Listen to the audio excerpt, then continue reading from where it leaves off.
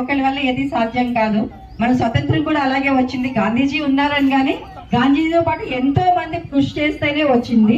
అలాగే ఈ రోజు మనం జరుపుకునే ఈ గణతంత్ర దివసం అదే రిపబ్లిక్ డే ఏదైతే అంటున్నామో, మనకి ఆగస్ట్ 15 నాడు స్వతంత్రం వచ్చింది కానీ పూర్తిగా మనకి స్వాతంత్రం రాలేదు.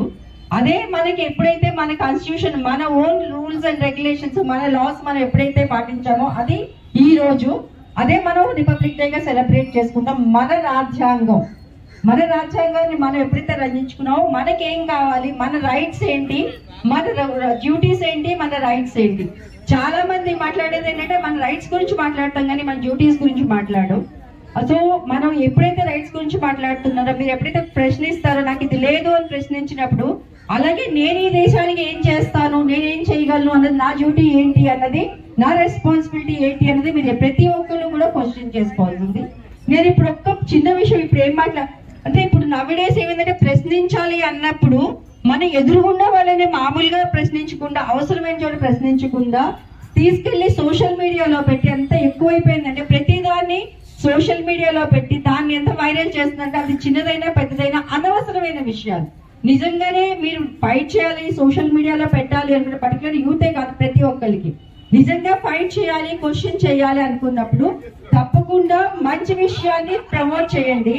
అలా అని చెప్పి ప్రతి అనవసర విషయాన్ని, చిన్న చిన్న విషయాలు, వాళ్ళ పర్సనల్ లైఫ్ లో విషయాలు ఇవన్నీ కూడా వాళ్ళు పెట్టి సో ఉన్న వాతావరణాన్ని నిజంగానే మిగతా అన్ని కంట్రీస్ కన్నా మన India is one of the best country. అయితే మనం ఉండడానికి ప్రతి ఒక్కరు ప్రతి ఏ కంట్రీ వాళ్ళైనా వచ్చి మన దేశంలో ఉండడానికి చాలా మంచి వాతావరణం ఉంది. కానీ ఈ మధ్య కాలంలో జరుగుతున్న కొన్ని ఇన్సిడెంట్స్ వల్ల ప్రతి ఒక్కరు బాబోయ్ ఇండియా అంటే ఇలా ఉంటుందా అని భయపడుతున్నారు. సో సోషల్ మీడియాని కనుక వాడుకోండి, ఏదైనా సరే ఇట్స్ లైక్ కత్తి లాంటి, దాన్ని మీరు కరెక్ట్ గా వాడుకుంటే కూరగాయలు కట్ చేయొచ్చు, తలకాయలు కట్ చేయొచ్చు. కానీ మీరు డిసైడ్ చేసుకోవాల్సింది మీరు కూరగాయలు కట్ చేస్తారా లేకపోతే మీరు తలకాయలు కట్ చేస్తారా. కానీ మనం కత్తిని కూరగాయలు కట్ చేయడానికి, మిగతా వాటికి మంచి వాటికి ఉపయోగిద్దాం. సో నేను ఒక 3 A's చెప్తాను. ఎప్పుడైనా నేను ఏది మాట్లాడినా కూడా ఒక దీంతో మాట్లాడతాను షార్ట్ ఫామ్ తో. 3 A's. ఒకటి, believe in your abilities. First of all abilities, మీకున్న నైపుణ్యాలను, మీకున్న ఎబిలిటీస్ ని గుర్తించండి, అది చాలా ఇంపార్టెంట్. రెండోది యాటిట్యూడ్. ఇప్పుడు ఈ యాటిట్యూడ్ అన్న వర్డ్ ఒక రాంగ్ వేలో వెళ్తుంది. If you have a positive attitude towards your life and other thing, you will be progressing like anything. Particularly youth కానీ మీ ఎగ్జామ్స్ రాస్తున్నప్పుడు కూడా ఒక పాజిటివ్, నాకు రాదు అనే కన్నా నాకు వస్తుంది, నా కెపాసిటీ, నా ఎబిలిటీస్ ఏంటి, నేను ఎలా ముందుకు వెళ్ళగలను, నేను ఎంతవరకు చేయగలను. సో ఒక పాజిటివ్ ఎబిలిటీతో కనుక వెళ్తే కనుక డెఫినెట్ గా సక్సెస్ సాధిస్తారు. And third and most important thing is ambition. ప్రతి ఒక్కరికి లైఫ్ లో ఒక అంబిషన్ అన్నది ఉండాలి. అది ఏదైనా కావచ్చు, చిన్నది కావచ్చు, పెద్దది కావచ్చు, ఏదైనా కావచ్చు.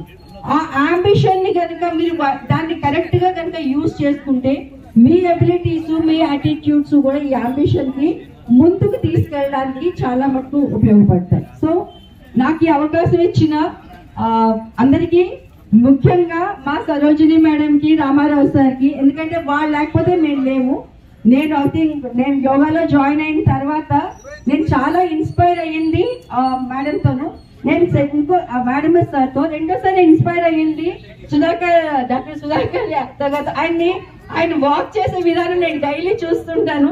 అంటే అలా ఆయన రౌండ్ వేస్తుంటాను.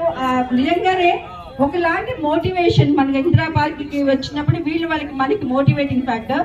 నాకు అందరికైనా పెద్ద మోటివేటింగ్ ఫ్యాక్టర్ మా సరోజిని మేడం.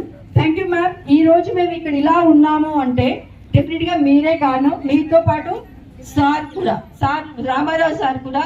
మేడం కి బిగ్ క్లాప్ అండి, అందరూ గట్టిగా చప్పట్లతో మేడం ని